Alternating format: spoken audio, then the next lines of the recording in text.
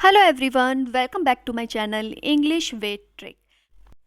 देखिए 30 नंबर तक हम ऑलरेडी इडियम फ्रेजेस कर चुके हैं अपने बी लेटर के। आज हम स्टार्ट करेंगे नंबर 31 से।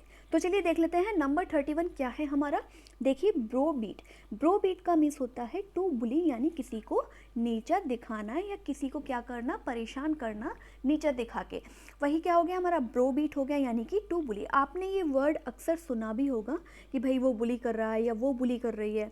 जब हम सामने वाले को क्या करते हैं, बुली करते हैं, नीचा दिखाते हैं, तो हम ईडियम की भाषा में कह सकते हैं ब्रो बीट। ओके, अब इसका एक एग्जांपल देख लेते हैं। The president of college union always tries to browbeat the students oppose to him. देखिए कॉलेज यूनियन का जो अध्यक्ष है हमेशा अपने विरोधी छात्रों पर रौब झाड़ने की क्या करता है, कोशिश करता है। या आप ऐसे भी कह सकते हैं कि कॉलेज यूनियन का जो अध्यक्ष है वो हमेशा अपने विरोधी छात्रों को बुली करता है या नीचा दिखाने की कोशिश करता है। ठीक है, अब ये पिक्चर देखिए, यहाँ पे क्या लिखा हुआ है, स्टॉप बुलिंग। देखिए क्या हमें बुली करना चाहिए किसी को, क्या हमें किसी को नीचा दिखाना चाहिए, नहीं दिखाना चाहिए। वही यहाँ पे लिखा हुआ है क्या, कि स्टॉप बुलिंग। अब देखिए बुलिंग भी कई प्रकार की होती है, कई तरीके से होती है। कैसे, देखिए फिजिकल होती है, वर्बल होती है, सोशल होती है, साइबर होती है।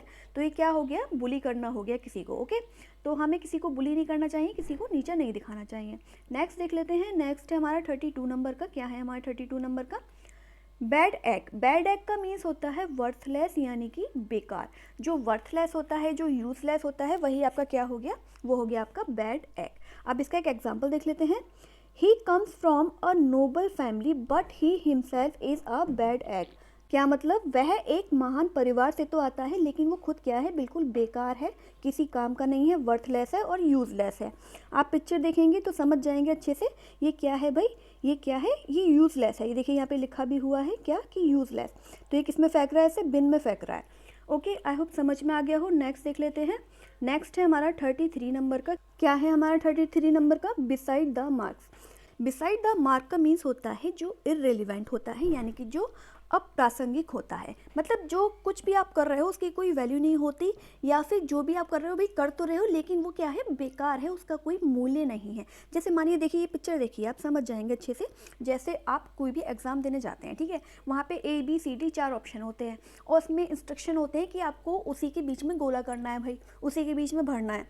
आप उससे हट के अगर भर देते हैं तो वो क्या हो गया, आपका इररिलेवेंट हो गया, बेकार हो गया, है ना। जो मार्क करना था आपको, उस मार्क पे आपने नहीं किया, कहीं और मार्क कर दिया, वही क्या हो गया, बिसाइड द मार्क हो गया। अब देखिए जैसे ये पिक्चर देखिए, ये भाई दौड़ते जा रहे हैं, भाई साहब दौड़ते जा रहे हैं, पर क्या ये दौड़कर कहीं पहुंचेंगे, कोई फायदा है इनका दौड़ने का, कोई फायदा नहीं है।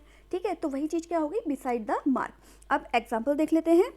Nobody agreed with him because his arguments were beside the mark. कोई भी उनसे सहमत नहीं था, क्यों नहीं था, क्योंकि उनके जो तर्क थे वो बिल्कुल निराधार थे, बेकार थे।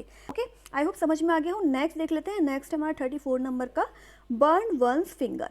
अब देखिए बर्न यानी जलाना, अपनी ही उंगलियों को जलाना। पिक्चर से आपको समझ में आ ही रहा होगा।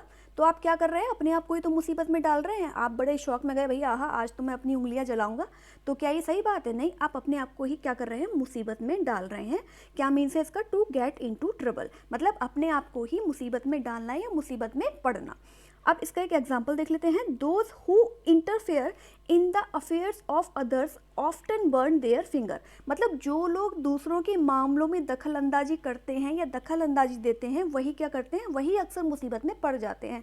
देखिए कुछ लोगों को शौक होता है दूसरों की चीज़ों में टांग अड़ाने का, दूसरों की बातों में इंटरफेयर करने का, दूसरों के मामलों में घुसने का।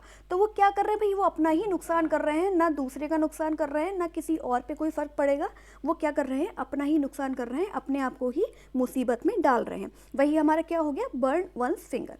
आई होप समझ में आ गया हो। नेक्स्ट देख लेते हैं 35 नंबर का। क्या है 35 नंबर का, ब्राउन स्टडी। ब्राउन स्टडी का मीन्स क्या होता है, ब्राउन स्टडी का मीन्स होता है, देखिए दिवा स्वप्न देखना। जब मानी हम कर तो कुछ और रहे हैं लेकिन हमारे ख्यालों में कुछ और चल रहा है, हम बैठे बैठे क्या कर रहे हैं, डे ड्रीमिंग कर रहे हैं, वही क्या हो गए, हमारे दिवा स्वप्न हो गए। ठीक है, अब देखिए इसको, देखिए पिक्चर को देखिए, ये क्या कर रही है, मैडम बैठी तो है लेकिन इनके दिमाग में पता नहीं क्या क्या क्या क्या चल रहा है। ये क्या कर रही हैं, दिवा स्वप्न देख रही हैं, पता नहीं बैठे बैठे ही ख्यालों में खुली आंखों से सपने देख रही हैं, खोई हुई हैं। ठीक है, तो वही आपका क्या हो गया, ब्राउन स्टडी हो गया। अब इसका एक एग्जाम्पल देख लेते हैं। He could not follow the significance of my offer, he was in brown study. मतलब वह मेरे प्रस्ताव के महत्व का पालन नहीं कर सका। क्यों नहीं कर सका, क्योंकि वह दिवा स्वप्न में था। आई होप सारी चीज़ें समझ में आई हो, क्लियर हुई हो। और अगर वीडियो अच्छा लगा हो तो लाइक, सब्सक्राइब और शेयर करना मत भूलिएगा। Thank you very much.